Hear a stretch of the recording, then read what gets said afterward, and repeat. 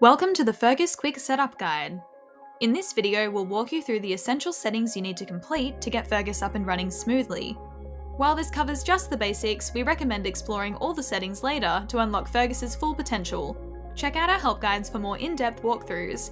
To get started, we'll focus on three key areas: general settings, accounting integrations, and adding users. Start by clicking your profile icon in the top right corner and selecting Settings. You'll land on the General Settings page. Here, add any company details and upload your company logo. These will appear on your quotes and invoices. Next, go to Account Settings. Enter your ABN, payee name, BSB, and bank account number so they appear on your invoices for bank transfers. Want to accept credit card payments? Check out the Payments tab to enable this option. Now, let's connect your accounting software. This will allow you to import your existing customers and sync invoices and payments between Fergus and your accounting system. In the left-hand menu, click Integration Center. Here, you'll see all the available integrations. We'll walk through connecting Xero, but the process is similar to MYOB and QuickBooks. For step-by-step help, refer to our specific setup guides for each accounting package. To connect to Xero, click on Xero, then hit Connect to Xero. Log in if prompted and click Allow Access. Then, fill in your sales account codes for materials and labour, supplier invoice and credit accounts, and tradesperson wages accounts. If you're unsure about any of these, you can skip it for now by selecting Do It Later, but don't forget to come back. We recommend speaking with your bookkeeper or accountant if you're unsure. Once connected, click Import Customers to bring them into Fergus.